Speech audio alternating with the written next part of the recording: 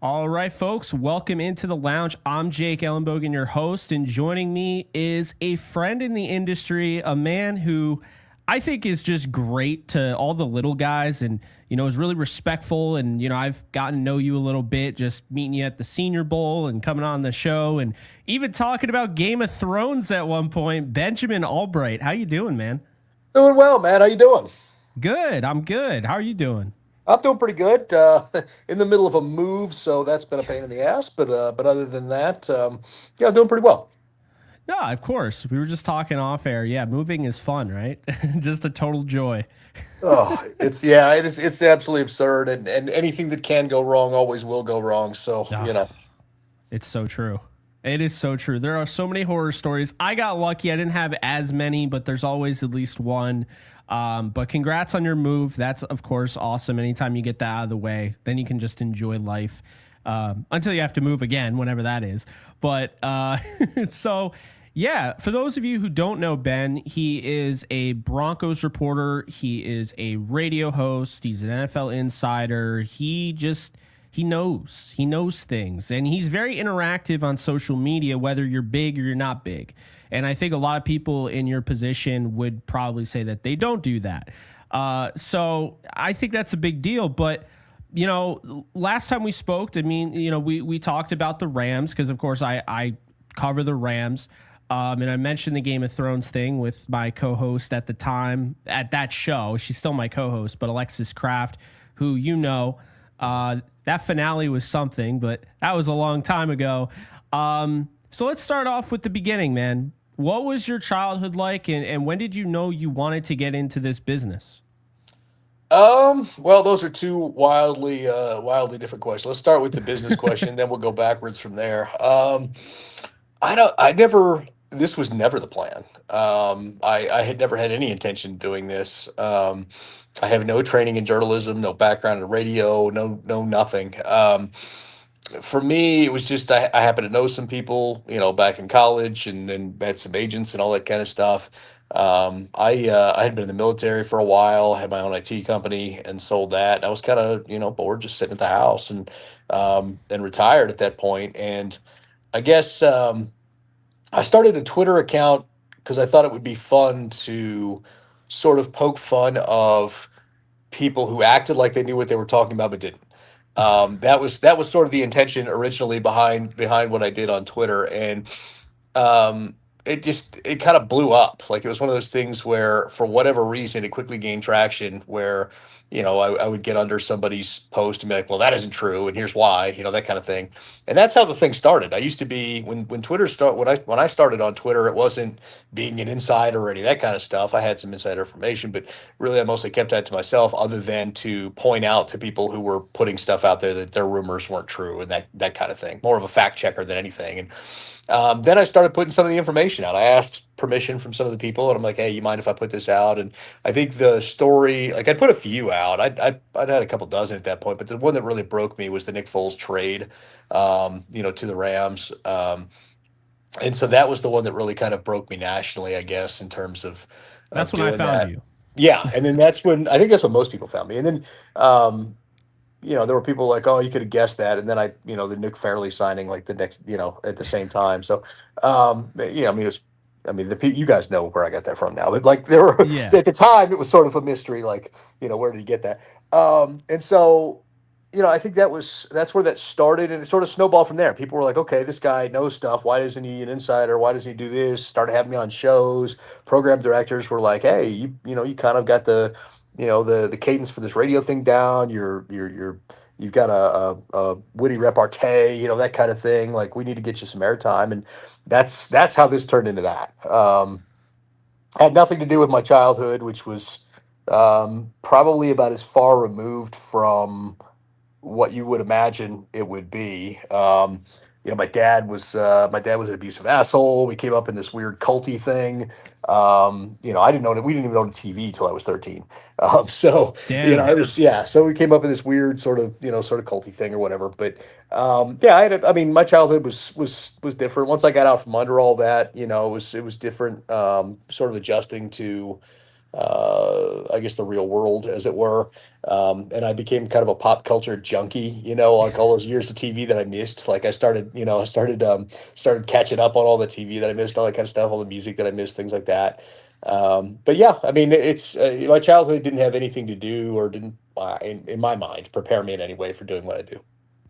Yeah, it's always interesting because I asked that question and I never know what answer. I mean, did not know I was going to get that answer. So, I'm still learning stuff about you. But, I always like answering that because it does tend to lean into the career. So I like that you have kind of a different, it's not a very formulaic story, Ben. This is definitely kind of like you went off the beaten path a little bit and did your own little thing. But, regardless, it's awesome. And I mean, fact checking, really, I didn't actually think there were Twitter accounts that were spreading lies. I mean, Yeah, there's it's the internet, right? Everything has to be yeah, true. It's a rule. Yeah, that was no, that was my thing, was busting these fraud rumor accounts back in the day. That's honestly how most people came to know who I was before I started yeah. breaking stories. Well, I mean, you're doing us a service because I mean, obviously, because you cover the Broncos and the NFL, and it really throws off somebody who's just trying to make it, just trying to follow the news, get the news out there, have their YouTube channel, whatever. And then you got some asshat that's just making up stuff. And then, of course, that stuff gets picked up by a bigger, brand or whatever. And then they post it. So now you're like, okay, well, like Adam Schefter even tweeted this out or whatever. And that doesn't always happen. But sometimes, like, I've seen like stuff that has clearly been made up was on like ESPN. Like they have so it is cool. And I like that you did that. There was a few accounts, they blocked me right after. And then you're like, oh, yeah, it's no big deal. Don't sweat it. They don't know what they're talking about because I know exactly who that is. And it's just hilarious to see. But, it also being on Twitter, of course, comes with the territory. And that's, of course, what I've learned that. But how do you balance being somebody who genuinely is interactive with an audience, interactive with fans, knowledgeable, but also not trying to necessarily keep it all to yourself and being open and like, okay, like I have a question, I can like DM you and you're going to hit me back with an answer. How do you balance all of that in the same realm, in the same site where there's all those wackos there that are trying to constantly, whatever it is they're trying to do, some of the craziest stuff that comes out of these people's fingertips, I swear. Yeah, it's a complicated answer. I used to handle it differently than the way I do now. I used to try to give everybody, just kind of an assumption of good faith and kind of go with it. And the problem is that leads you to interacting with trolls who, and all that kind of stuff. And I think people have seen me on Twitter, over the years. There have been some less than savory moments, as far as that kind of stuff goes. I try to laugh it off now. That's what the mom jokes are about. Yeah. Like I try to laugh it off now, but I try to as best I can engage people in good faith. I'm not checking your follower account before I answer. I mean, part of what made my account popular was the interactivity. So I didn't want to give that up. Once I got to a point where, I mean, I've not that I'm the be all end all or anything, but we're like a quarter million followers, give or take, and Yeah, that's um, awesome. I'll say this: Twitter quits being fun at about 10,000 followers. Like, because after that, the trolls just start crazy. I It's just agree. it gets overwhelming. That's where it quits being fun. But you can kind of frame it once you set healthy boundaries for yourself, which it took me a long time to find that. Once you set healthy boundaries for yourself, then you can sort of manage it a little bit better. So I like set boundaries for myself. Like, all right, I got an hour. I'll be interactive. Then I'm dropping it for the day, and I'm not letting it linger. Like I'm not obsessed with, hey, I'm going to finish this argument out, and then it devolving into 30 hours of me just going back and forth with somebody. It's one of those things where I try my best to answer the questions as best I can, weed out the people that I can, and I'm a lot quicker with the block button now. I think I have like 42,000 accounts blocked, something like that. I'm a lot quicker with the block button. Like it's not worth my mental energy. It's not worth my time. People get on there and they're, oh, you're soft if you block. Fuck you. Like it's Yeah. not. It has nothing to do with that at all. Like it has nothing to do with that whatsoever. It's like you're the asshole. Why am I expending mental energy? I'm required to keep you around. So I think the people that with it forget all anybody who tells you it's soft to block them, just block them and move on and let them scream into the void all they want. You'll never see it. that's been a big part of it. You can't. Well, the other thing that I learned is you can't control what people say. Like there are fake articles out there on the internet about me. Like so many. You go onto Reddit, and there are people that claim to have experiences with me that I've never met. People that we still have. What is it? 6 years later, we still have people pretend I never served in the army, despite my records being public. That's so disrespectful. Yeah, and like the majority of these people, like I think 3 of the 4 people that falsely accused me of stuff are like in prison now.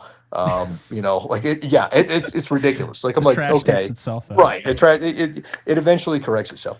But I think the main thing is like just recognizing that when you turn that app off or when you turn social media off, those people don't exist anymore. They just don't exist. Like you can just close it and they don't exist anymore. None of it. It doesn't matter. And I think that's the big thing. We put so much like now. I come from a pre-social media era, right? Like Yeah. I was born in 1980. I came up well before, all this stuff was even a thing. And so like I guess like I have perspective on it, but I worry that the younger crowd maybe doesn't because we put so much into the feedback from social media. Like, and the best example of this, somebody pointed this out to me, I don't know, 2 years ago, I think it was 3 years ago. And they were like, if you got 100 likes on your tweet, you would say it underperformed. But if 100 people came up to you on the street and said, man, you look like you're having a great day. Good job, man. Your hair's on point today. If 100 people came up and complimented you today, you'd be overwhelmed, right? And that's the difference between social media and real life. While we're sitting there wondering if this thing has performed, and in real life, like, nobody cares. When's the last time somebody cared about your social media account? Like you're out on a date. Anybody ever ask you about your social media on a date? Nope. I mean, I get asked about that for stupid reasons because people have Googled me, but like Yeah. like beyond that, like nobody cares about that. Nobody No. cares about those kinds of things. And so I would just tell people, when it comes to that kind of stuff, like when it comes to social media as a whole, the way to deal with people is try to give them the assumption of good faith until you can. Block them when you need to, and quit caring about it when you shut it down. Set healthy boundaries and shut that stuff down. I like, I got into therapy like 3, 4 years ago. Best thing I ever did for myself. Best thing I ever did for myself. Just getting there to talk stuff out, help me figure out where I'm my own stumbling block, be a better person. And that was one of the things. Setting healthy boundaries with social media was one of the best things I ever did for myself. I love that. And I think a lot of people can learn from that. I can learn from that. I mean, you see me because, we follow each other and you could see I'll get into it with somebody. And I think the thing is what kind of irks me the most is, and this is really the thing, because I have haters, like Detroit Lions fans were sending me death threats, okay? Just because I said that they were going to lose to the Rams. And they didn't, but they won the game. They couldn't just leave it at that. Mm-hmm. Now they got to send me death threats. Yeah. The thing here, though, is that I can't stand, whether it's me or whether it is a peer, the whole just disregard for, I'm going to treat this person like they're not a human being. I can't stand that. I'm like, you are hiding behind an avatar that is either a football player, an anime character, no shot at anime, I like it, but anime character or some other run-of-the-mill, just anonymous thing behind an anonymous account, and you're saying whatever you want to people that are actually putting their first and last name on the internet behind their actual picture and are standing by what they're going to say. Yeah. And I just think it's so, it's so rich how you can go and you could start throwing all sorts of disgusting, heinous shit at people who are actually like spending a lot of time and they're putting their money where their mouth is. And then all of a sudden, like you said, you block them. It's, oh, you're soft. The 0 to 60 on, I disagree with you. I've had really good interactions with people I disagree with. Shocking, I know. But I have. And I've seen you do that too. Like somebody even after the fact's like, wow, I thought you were an asshole, but you were actually pretty nice. Like, I get that all the time. My co-host for my Yankees show, Gary Sheffield Jr., anytime like people come on, they're like, they always comment. It's always a backhanded compliment. Wow, I thought you were an asshole. You're actually pretty cool. Like, so it's funny, the perception of social media, but also like this idea where essentially healthy debate is gone because these people will just be like, oh, you don't have him as your number one running back in the draft? Well, you must be and they'll just say whatever. And it's insane to me how it's like, bro, it's over football. And people are saying this. And I know it's not a shock to you, but that's the thing, Ben, where I'm like, it doesn't have to be just me. Just seeing that constantly, and like content creators and analysts and insiders always getting like heinous stuff thrown their way, it really irks me. Well, I think it's a great point, and I get the same way. That's another thing I had to set up boundaries on because I wanted to jump into the fight and white knight for all my friends and all that kind of stuff all the time, you know. Yeah. And so like for me, I think when I look at this stuff, I try to I come at it from I guess a little bit different angle. We've lost what was that? What was that show? Ted Lasso. When he's talking about be curious, right? You remember that? We've lost that, like collectively, societally. We've lost the curiosity factor. Nobody, I try to approach if I see something that I'm like, okay, I don't agree with that. That seems ridiculous. That seems whatever. Instead of saying that, I'm like, okay, why do you think that way? Because we've traded our curiosity for groupthink. We've traded our curiosity for herd mentality. And so when somebody says something that's outside of that herd mentality, what do? We rush to like make fun of it, and we try to quote tweet it because we want to drown them in the replies, right? You don't just reply underneath stuff. You got to quote tweet for maximum engagement, right? Everything is about engagement, and there are people that say bombastic things just to get that engagement, right? And so I think that's one of the biggest things. I mean, I know it's a stupid line from a TV show, but it's so pertinent. Like be curious. Why do people think that way? Why is your opinion different than mine? What can I learn from this situation? And I think if we start to approach situations like that, we'll be a lot better off. And instead, what we get is troll culture, which is taken over, and everybody's out there trying to dunk on everybody or get a zinger off or whatever, and nobody's curious anymore about why we just want to say bombastic things, and a lot of that is engagement bait, a lot of that is engagement farming, that kind of stuff. But that's the thing, people feel empowered behind the keyboard and the screen to be able to sit there and say things that would have gotten punched in the mouth 20 years ago if they said it, if you said some of the stuff you said. And I think about that all the time because there are tweets that I put out there, when I'm cracking jokes or something. I'm like, this would have got me knocked out 20 years ago, or at least swung on 20 years ago. Why am I doing that? And so like it's that energy, I think, that sometimes we gotta dial back. We don't have enough. We don't have enough people that are trying to be curious, trying to educate everybody's trying to get that one zinger in that's going to go viral. Oh, I know. It's so true. And I also think, I don't know what your thoughts are on this, but like the whole hot take culture really kind of ruined. I wouldn't say ruin. I think there's still, you can attest to this, there's still some like great creators out there, and there's great analysts and writers and all that. But it's like, I see it all the time. There's like this kind of jealousy, and it's totally normal because we're all human, where you have a guy that's probably putting in more work than some of the guys that are bigger, right?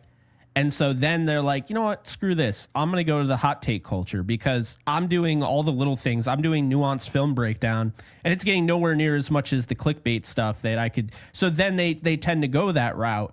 And I feel like the recent stuff with ESPN, the Sports Center LA being gone, Around the Horn, like all these shows that, I grew up watching and actually being a part of like my morning routine. It's really telling how everything is about hot takes now. And it's like, I think it's honestly, the whole, quote, comparison is the thief of joy. It's so true. I mean, you have these incredible athletes, you have these incredible musicians, you have these incredible anything, right? Like directors and actors, and everything is a competition with people. It's never, I can appreciate Michael Jordan and LeBron. It's like, oh, well, LeBron's better than Jordan, or Jordan's better than LeBron. Or like anytime anybody does anything, it's always a comparison. And I mean, I fall into that trap too, but maybe it's not my full personality. I just would you agree that like, that hot take culture has kind of, not ruined it, but maybe I think it has ruined it a little bit. Well, I would agree with you, first of all, that it's ruined it. I would also say that it's pervasive because it works. Yeah. Skip Bayless made a whole career out of saying the most extreme, weird crap possible, and it got him noticed. Meanwhile, quality people If you're doing quality doesn't go viral, whether it's good or No. bad, right? Whether the take is good or bad, you need an extreme take because you need it to maximize, it's put in front of the maximum number of eyeballs. And what happens is when you start doing that, you get addicted to the attention, right? And that's the thing. Like you have to keep doing it. And we saw, I mean, Skip, I don't want to say he pioneered it, but he kind of brought it to the mainstream. And we saw what happened with that. It worked for a long time until he burned out on it, right? And now nobody will hire that guy. There's no reason to hire him, because at the end of the day, like we wrung all the takes out, right? We wrung all the stupidity out. What else are we going to do now? And so that's the thing. It's sort of the difference between somebody who seeks to inform and somebody who's the court jester, right? But Yes. the court jester keeps getting the attention because he's loud and whatever else, while the other guy's just trying to say, hey, here's the thing. And so I think that's the thing. Like newspaper, it's not like clickbait is new. The word is new, but the concept's been around forever. I mean, you go back to 1800s newspapers, and you had the criers on the street, and they would give clickbaity headline. They put clickbaity headlines on there, and to get you to buy a newspaper, right? Headline Yeah. baiting, right? And so that's a concept that's been around for hundreds of years. It's more prevalent now because the internet has connected us, and so we're inundated with this stuff all the time. I think the other thing is saturation of the market, right? We've got so many people now with blogs and podcasts and YouTube and everything else that have the access to do the stuff for themselves, that there's no longer like a controlled group of people that are doing it. So the market is just saturated with people. And some of the podcasts and the YouTubes are better than some of the mainstream people, right? But Oh, we're just 100%. inundated with it all the time. And so that's the thing. In order to stand out, you have to create a viral moment in order to stand out. And I think the I don't want to say the invention of that, but I think the real first sort of weaponization of that was celebrity sex tapes, right? It Mm, was the first hot take, right? It was the I'll do anything to get noticed, right? We had the that's Paris true. Hilton and the Kim Kardashian stuff, and her mom just monetized that and gave her an entire career off it, right? That's this is not a new concept. It's just the way that people do it. And so that's the thing. Hot take or the hot takery, that's what you see now. People get on TV and they say the most extreme portion of the position that they can possibly try to find some phrase to defend, because what's that going to do? It's going to rile you up. One, the people who agree with it are going to be your fans. They're going to be talking about it. And then two, the people who disagree with it. So you've managed to capture both audiences, right? The people who agree with you, the people who disagree with you, which is the trick nowadays, right? You see even sports becoming polemic politically. You see websites like Outkick that are designed to appeal to a conservative audience, and they're capturing one dynamic. Meanwhile, Yes. everybody, the hot take people, have figured out I don't need to do that. I can get everybody by saying something, by having one person over here saying something extreme and one person over here saying something extreme, and I'll middle the whole thing. I'll capture everybody that's in that middle, right? Because there's nobody to the left or right of that. So, and that's the same thing. Political punditry has become the same thing, and a lot of this is because Jamie, what's his face, brought this to the sports world when he got into sports. He came from political television and he brought it over. And so that's the thing. Our sports, if it seems like it's become more politicized, it's because it has. The format is literally copied from political shows, and that's why you get these sort of hot takes, which I think it was Jon Stewart was on Crossfire back when it was Paul Begala and Tucker Carlson on CNN, pointed out the dangers of that back in the day. Everybody laughed him off, and yet here we are. So that, to make a short story very long, yes, hot take culture is pervasive, and that's really, I think, a large portion of the problem, because how else are you going to get noticed? Quality work goes unnoticed all day, while the loudest, most ridiculous opinion goes viral in an instant.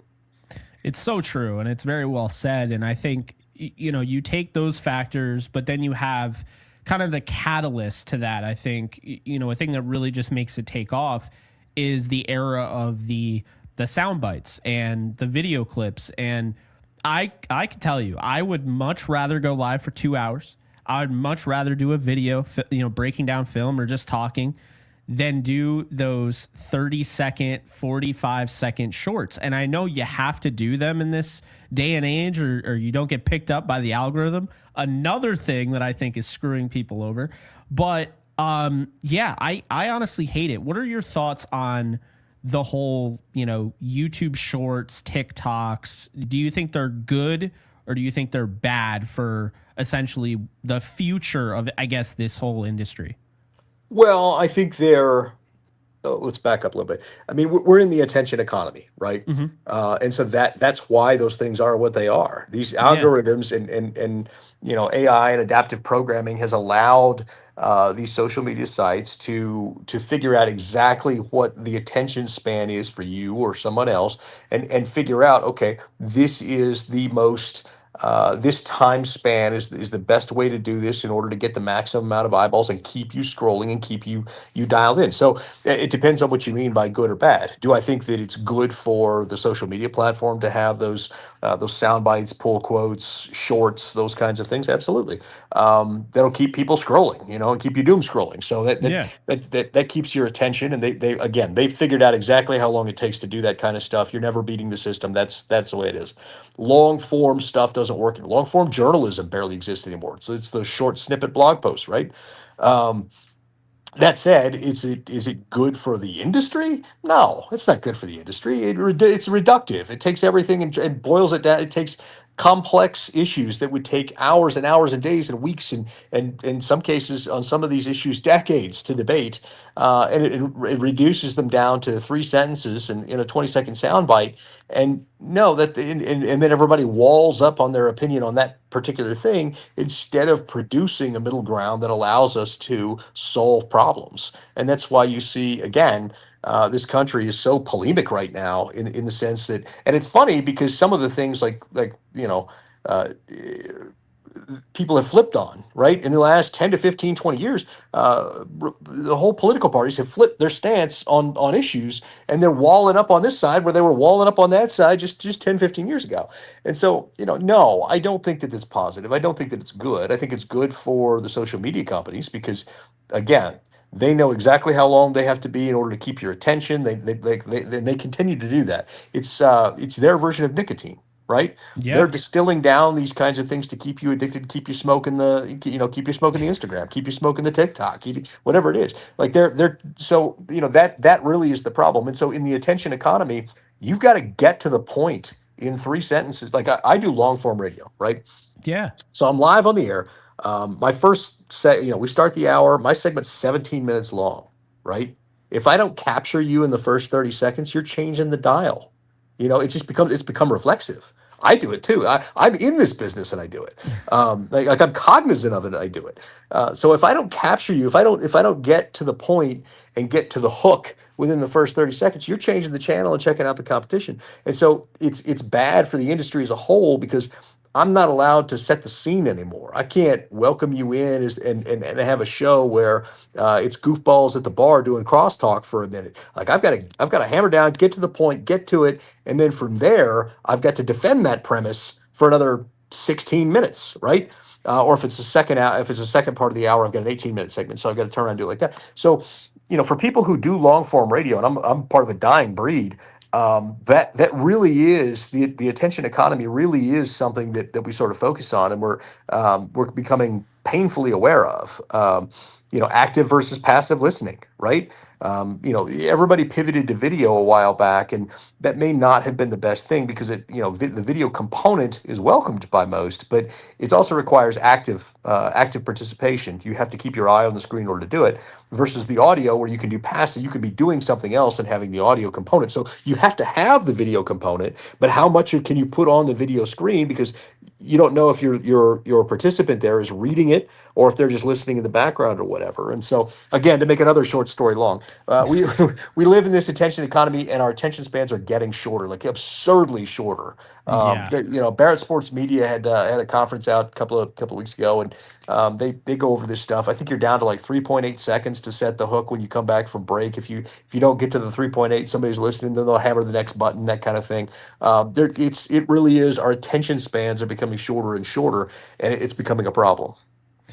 No, that definitely makes a lot of sense. I do, yeah, I have concerns about, this whole, especially when you incorporate AI now. And because I mean, some AI I don't have an issue with because you're using it, say you have a bunch of notes and you just they're all scribbled on, right? Like you're using your notes app and it just looks like a mess, and you ask AI to like clean it up, right? I don't have an issue with that. If you want to use it for organization or productivity, that's fine. But like this new like AI generated prompt videos and like the stereotypical voice you always hear in them, it is just so irritating. It's funny. I still get all the time from like Rams fans. Hey, I saw they traded Tyler Higbee, and I was like, "Where'd you see this?" And they're like, "Yeah, like this new Rams channel that I watch." I was like, "I don't know why you watch it." It's like nothing. And I looked through it, and it's like they have the Sean McVay videos. They're talking about Sean McVay, and they're showing like Wade Phillips, or it's never accurate. And I feel like a lot of people don't realize that like AI is still pulling from something, Right. like it, and I feel like this idea is like, no, it generated it. It's like, no, it has to pull from something. It's like the way I look at it is this. You ever saw Age of Ultron, Avengers? Yeah. He pulls right from the internet, right? Right. He's on it for 5 minutes and already wants to vaporize the world because he's like, all right, you people suck. Pretty much. Ultron was right. So was Thanos to a degree, but but no, Ultron, like that whole idea, like I always bring that up because for people that don't understand AI, there you go. Ultron was created based on what was out there. Like it's like AI doesn't just appear. So I guess, because you make content. I don't know if you would call yourself a content creator. Some people like being called it. Some people look at it as negative. So I'm not trying to offend anybody. But you make content. You do. And do you feel like AI is fair at this point, or do you feel like people are cutting corners way too often and it's going to become a bigger issue down the road? Oh, they're all using it to cut corners. I mean, the idea of using adaptive engines and artificial intelligence is to Hmm. make it more efficient. The Yeah, problem is what you have is lazy people trying to set stuff like that up to generate multiple streams of revenue, those kinds of things. As far as AI goes, I mean, like, look, I'm all for exploring the human potential for being able to create and being able to create AI and what it is able to create. What I would say is, I think that any AI generated content should have to be clearly labeled as such at all times. I agree with that. Um, and the reason for that is we're starting to get into the area where animation and voice work are unrecognizable. I The know. difference between those kids. There are people out there that think that some of these Instagram girls that they are real. They're whole fake AI generated women out there that are having AI conversations and all this kind of stuff, and these people don't even realize it, and or using voices that are bringing back voices from the dead or using people's I voices hate to. that. Yeah, I do too. And so I think that any AI generated content to me should have to be clearly labeled as such. Um, but other than that, I mean, I don't have a problem with exploring it. Skynet's going to wipe us all out anyway. With the Terminators and all that stuff, when they will ultimately do all that anyway, we'll create something that's smarter than us, and eventually, and it'll do what it will. But as far as the rest of it goes, I mean, these companies. I mean, I work for iHeartMedia. iHeartMedia swears up and down it's not checking into AI audio and all that kind of stuff, but they're lying. Like they have a company they have subcontracted that's working on that kind of software right now. So technically, iHeartMedia is not working on it, but this company that they're paying to work on it is working Yup. on it. So you have some sort of plausible deniability, I guess, with that. But yeah, I mean, it's tough because what I'm saying is, the question that you're asking really is, are you okay with software engineers developing something that's better at what you're doing than you? And right now they're not. Right Yeah, now no. they're clearly not. But it'll change the nature of sports talk as well. I mean, at the end of the day, what's going to be the draw? Like, what's going to keep you invested in that? Is it a regurgitation of statistics and things like that? Well, AI is going to beat us on that. But if it's the sort of hometown feel, if it's the emotional connection with your listeners, making it feel like you're at the bar with your friends, I don't think that AI can capture that yet. And I think that and is going to have to be the future of live radio. Even podcasting has taken a huge bite out of that. But I think if you want to do live radio, which is a different set of rules, I would suggest, especially like morning shows, things like that. If you don't want those things to get taken over, you've got to go local. You've got to continue to appeal to whatever's the local zeitgeist is. If you don't, you're going to be phased out. There are too many options out there between podcasts and Spotify and whatever else. There's just too many options out there for you not to adapt in that way. No, I really like that, and I like the way you kind of have a whole view on things.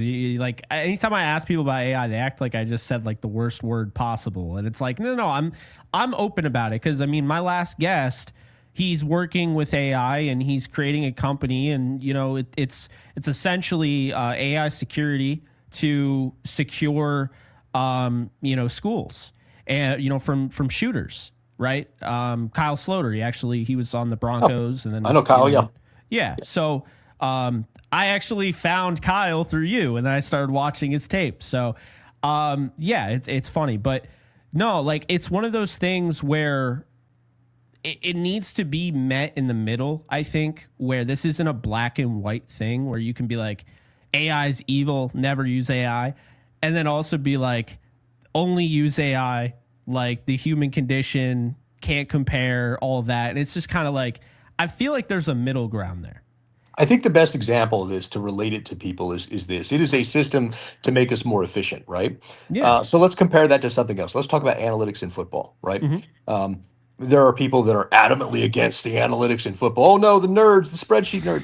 And then you get the people over here that are like everything must be, the analytics say you must do this, you must do this. So And true. reality is the middle ground's where you need, like where you need to be. A coach, I talked about that local component, right? The local component in football would be what's happening in that game in the moment. That coach has to feel the vibe. Okay, the math says I should do this, but in the moment, are my guys too tired, or are their guys tired and I need to do this thing? Should I go for it on fourth, kick the field goal, those kinds of things? That's what you have a coach there, is to feel that vibe, of what's going on in the moment and make those kinds of decisions. So if we say that analytics are the AI in this particular situation, sometimes, yeah, it's good for making things more efficient. Sometimes you got to go with your gut. Sometimes you got to go with what's in front of you. And so I think that if we can find a way to marry the human component with the efficiency, induction of the artificial intelligence, I think we'll be better off. I completely agree. I say it all the time covering baseball. It's like, and everything you just said about the analytics nerds, it's taking over baseball. It just is. Like people do not care about batting average anymore. They don't care about OPS. If you're talking about OPS or batting average, it's like, oh yeah, it's OPS plus. It's weighted runs created. It's all this stuff, and I feel like it distorts the image of what is actually happening. Because my argument is analytics are good if used as a tool, very similar to what you're saying. But you have to know baseball. You can't just sit there and be like, yeah, my spreadsheet tells me all this. It's like the idea that you are going to take a number, and it's a good idea to have just for a tool, right? You're going like weighted runs created is essentially factoring in things like the ballpark they're playing in, right? So I don't hate having that. But if you're going to use that as the end all be all, you're going to get distorted results. And I feel like that's happening quite often. It's happening, I think a great example, Kyron Williams on the Rams. Everyone brings up the analytics and how he's not a good running back now, and he can't, he scores touchdowns, but he's a red zone merchant when other guys simply can't score from the 5-yard line.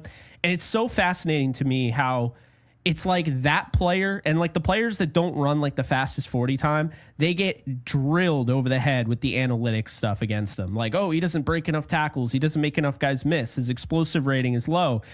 But late in a game in the Super Bowl, if I need a running back that needs to be able to keep my quarterback upright in pass pro, I'm going to him, right? Like there are things like that I feel like analytics just don't measure. And so to your point, there are people that fly one way and fly another way where they're like, yeah, I have all this new technology that could help me make a better decision, that could help me evaluate a player better, but I'm just not going to use it because I'm stubborn. Like it's stupid either way you look at it. Well, yeah, and I think the other part of this is to remember that it's not predictive. Analytics are the history of what has happened. It's telling you what happened before, not what's going to happen next. And I think that too many people conflate the two. Mhm. There is value to knowing the history and knowing the percentages, but that doesn't necessarily mean it's predictive or an indicator of what's going to happen now or in the future. You want to get into a broader philosophical discussion with AI or analytics or whatever else, anything that makes us more efficient. At what point do we reach peak efficiency and then go beyond that to the point where the efficiency creates market inefficiencies?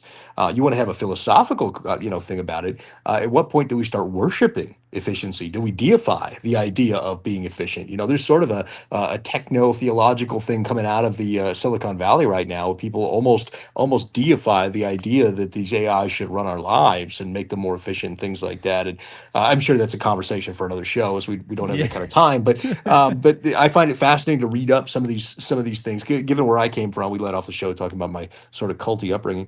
It's sort of reading these things now sort of gives me I'm like, okay, you're tipping too far to this side, buddy. It's time to reel it back before the AI has you drinking the Kool-Aid.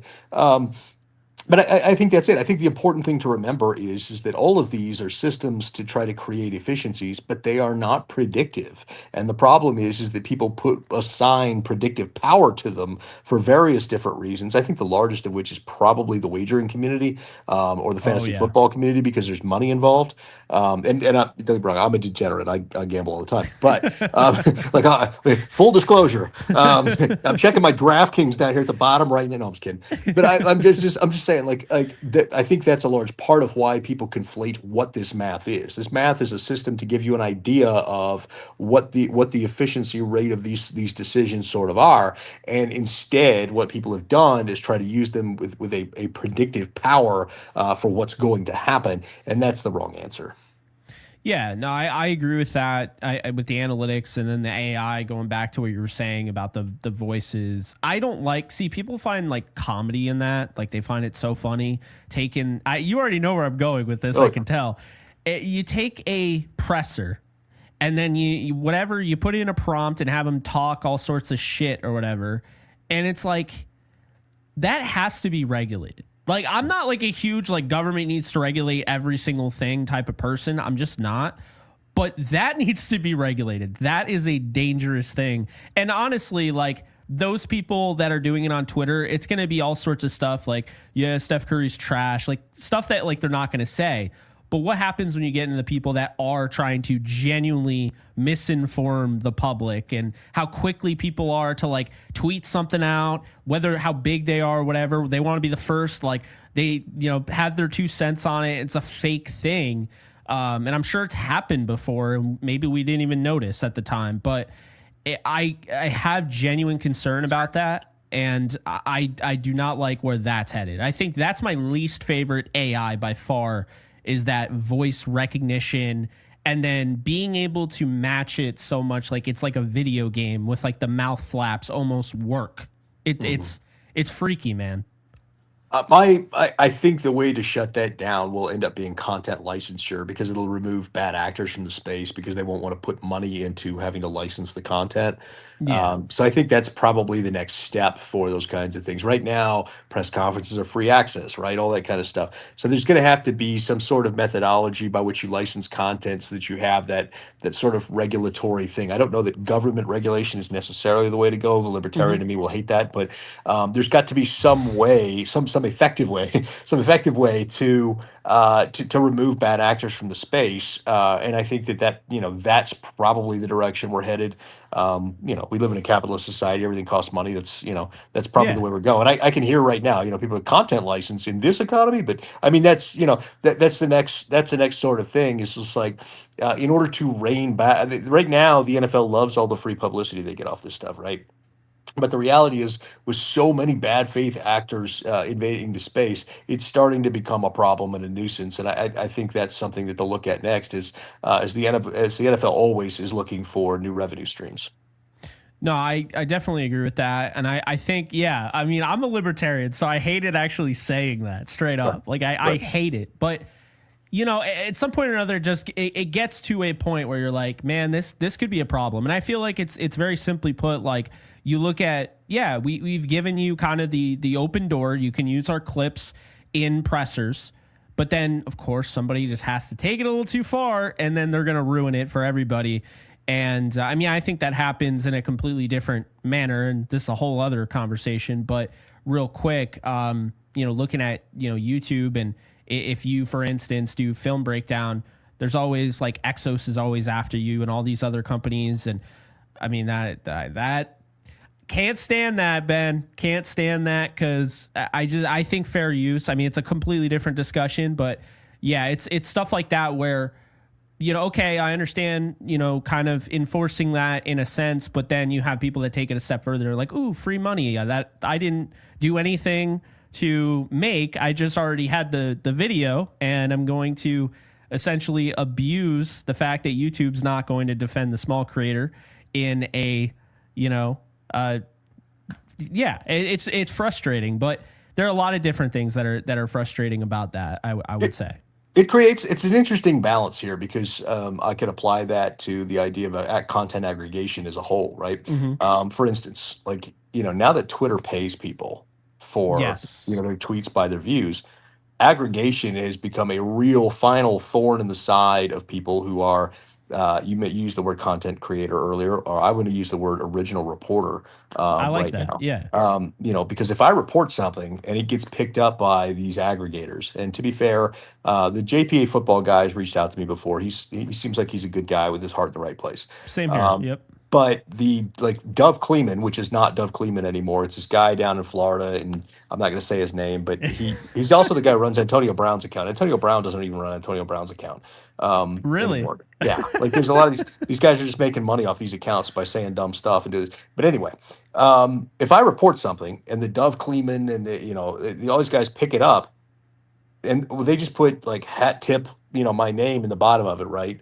Oh, I know. Of their tweet, but basically just copy the tweet, don't add anything to it. They get paid off the millions of impressions that they get. I don't get shit for it, Yeah, And so it's the same thing like Exos and them. Like I understand where they're coming from. If somebody's using these clips off fair use and they're generating money off of it, well, where's my cut? I did all the work. I gave them everything. Where's the. So I understand where Exos is coming from. But again, we come back to like a content licensure sort of agreement where I feel like the best way to do this is content license with a percentage kickback to the originator, right? So I if you're agree using completely. Exos film, it creates a revenue. Your video creates revenue, and you create 2%. You kick 2% back to Exos for fair use for using their clips, and boom, we're done. So there's ways to do this. There are smart, economical ways to do this to grease the wheels on all this and get it going.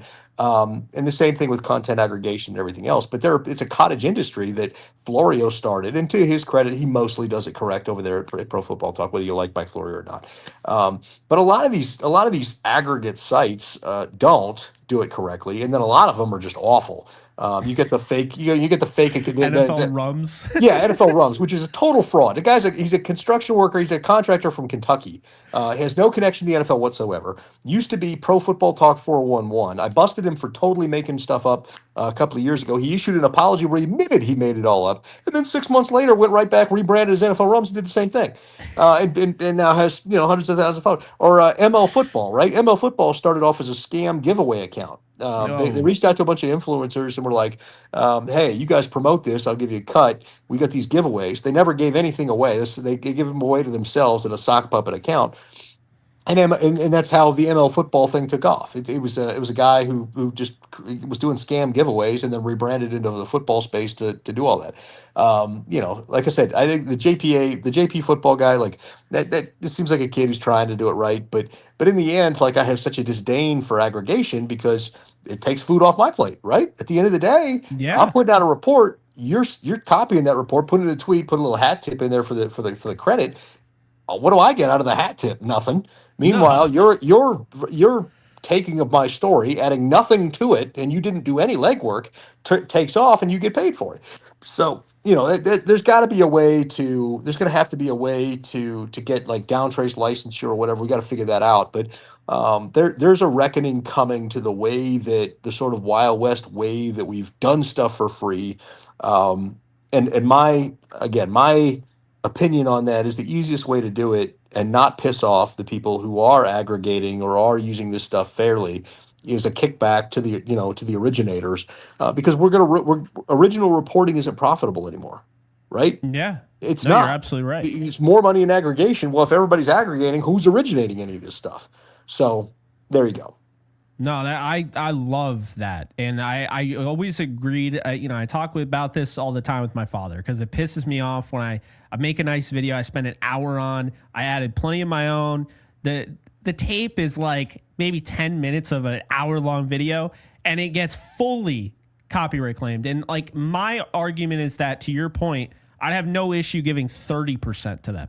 30%. I don't need to give 2. I'd give 30. But like this idea that they claim the whole thing, and then, anytime you dispute it, they threaten to give your, because the funny thing is they're judge, jury, and executioner. YouTube wants nothing to do with it. So if you even try to like back, yourself up, they essentially, you can appeal, but they decide if the appeals get, it's not YouTube, it's them. And so they'll always say no, because then if you keep going, then they'll just give you a copyright strike. And if you get 3, all the hard work that you had, the channel's taken down and you can't get it back. So yeah, there's a lot that has to be done. You have certain baseball accounts I won't name that, they'll copy just a video that MLB posted and then be like, wow, it's like, you didn't add anything. You're like, that's not content. So yeah, no, I agree with that. And I think with aggregators, I try to kind of understand from like JPA's perspective, it's still a lot of work. I don't want to discredit him.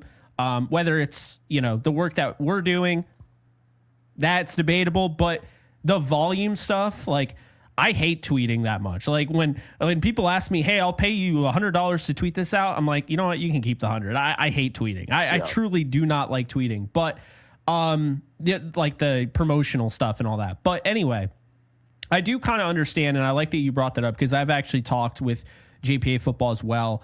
But exactly to your point, when I reported the Akello Witherspoon signing, the John Johnson signing, like I'm a small dude. Like, and obviously a big thing for me is that what you see is like what you get normally, and I'll throw in a report or something that I found, like a lot of the stuff on the Stafford side of things, like, different things that I was hearing from multiple sources, not just one person. But I feel like the problem is, and you kind of mentioned this at the beginning, people get mad at you if it turns out to be wrong. It's a very, sometimes these situations are very fluid.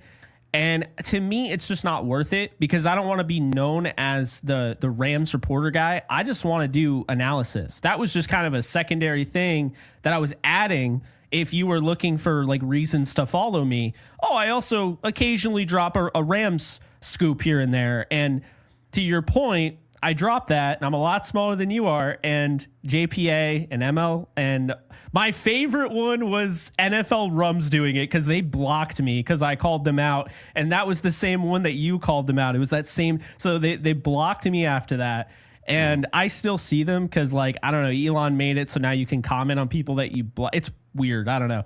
But I still see them, and I'll always, because I'm petty in that way, not always, but sometimes, I'll see it come up, and I'll see like my Rams audience that follows me, and I know who they are, and I'll be like, this isn't real. They're like, how do you know? It's like, I just know. It's the source. Yeah. It's, It's I try my best to block and mute all that kind of stuff so I don't see it, because those are the ones that make my blood boil. It's the bad actors in the space. And so then you that's what make they it, do. right? Yeah, and then they rip off they rip off people like you. You get, you and I talked about the Stafford thing, and that's the other thing. It's like people, when you do original reporting, things can change. Like the Yes. Stafford situation. Like basically, when he came back to the Rams, he came back to them with, "I'm going to take this offer unless you guys give me what I was asking for," and so like that's so when I'm sitting there like, man, this Raiders thing is closer than it seems. That's That's what I what I was mean hearing. by that. Right. That's what I mean by that. But then everybody's like, well, you were saying the Raiders was happening. And I'm like, that's not what I was, anyway, it's a frustrating thing too. If, cause things change. Deshaun Watson, going to the Browns. Um, it's funny. He had flat out told them no, Wow. not happening. Right. I'm on the phone with the Atlanta Falcons when the news breaks. And because he told the Falcons he was coming. So I'm on the Oh, phone really? with somebody from the Falcons, and the guy is cussing. He's like, "Holy shit, what the fuck just happened?" Like he's going to clear. He told us he was going. We've been, why do we have the PR staff spinning their wheels to get this welcome stuff done? yeah, he told the Falcons he was coming, and then Cleveland came over the top with a fully guaranteed deal, and so things can change. I wound up having to pay $10,000 on that because I made a bet with somebody who would go to the Browns. So I wound up having to Oh, donate $10,000 to a bunch of different charities on that. But it was like it was one of those things like I'm like stuff changes, and for me that's sort of the gimmick I've used over the recent years is like I'm the lone guy who will actually literally put his money where his mouth is.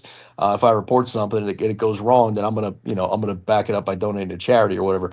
And so like I've tried to add that gimmick to it, to kind of do that. But yeah, I can understand it's frustrating if you're an original content creator or reporter or whatever, and you're the originator of things to watch these aggregators or AI or whatever take all the work that you put in, reduce it down to something else, and then they make money off it while you're sitting here like, well, what the fuck am I doing? yeah.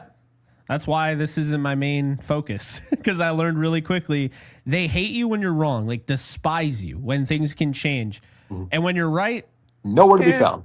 Nowhere to be found. Yep. eh, Yep. it's cool. Like you get like your big fans that'll be like, "Oh, Jake with the scoop," like, and they're all like, and then I get a lot of fans like I don't push on like this at all, but like JPA football saw it, ML football saw it. People were commenting like, "Oh, Jake did this," or they're doing it under like Adam Schefter's account because Yeah. Adam Schefter never retweeted or had anything like when I did the John Johnson one.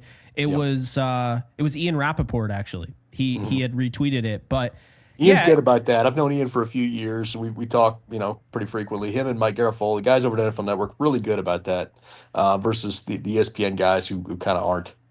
yeah, I don't know Adam, so I won't go that far. But as far as like the NFL Network guys, I've always heard are really nice. I never got to meet them, unfortunately. I should have just gone up and said something, but it was like my first time at Mobile when I first saw them, and I didn't actually go up and do anything. But I didn't do that with you. I saw you immediately. I went up and said hi. And Because I'm nobody, and I'm very, very, I'm so accessible. It's just because I'm an absolute nobody with a huge Twitter following. So hey, it was my first time like not going on a trip without my family. So I was like shaking in my boots and I didn't have the balls to go up to Adam Schiff. I did eventually. I went up to all the players, but for whatever reason, like, Ian Rappaport was scary to me, even though he was shorter than me. I don't know. yeah, Ian's good people though, man. He's just a good dude. He's been great for me and helping mentor me in some things, and That's we bounce awesome. stuff off each other when we get a chance, and all that kind of stuff. And if anything, I mean, and it started with him reaching out to me via email, years ago. He's just a good dude with a good heart, and so that I'll always go to the mat for him. I love that. Yeah, no, he seems like a nice guy. I got to know Charles Davis a little bit at NFL Network. As actually the first person that greeted me when I went to the Senior Bowl. I was sitting on a bench and he's like, "Jake, how's it going?" And I was like, "Oh, it's Charles Davis." Like, like, all right, sick. It was a great start. And at that point I got, more comfortable and everything. But yeah, it was a fun time. But hey, this has been a fun time. Ben, I really appreciate you taking the time. Love chopping it up with you about pretty much all sorts of stuff in regards to content, AI, analytics, aggregate accounts. I mean, we covered everything. So really appreciate you taking the time. Everyone can follow you at Allbright NFL in case people didn't know that.